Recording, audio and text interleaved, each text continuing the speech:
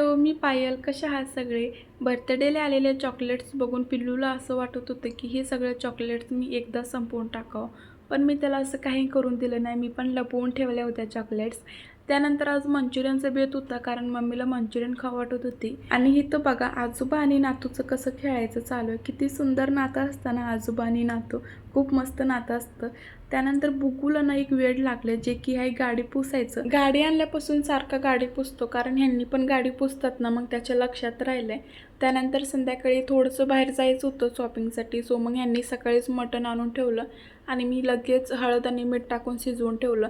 संध्याकाळी घरी यायला उशीर होईल ना आणि मटण शिजायला वेळ लागतो ना, मग सकाळीच मटण शिजवून ठेवलं.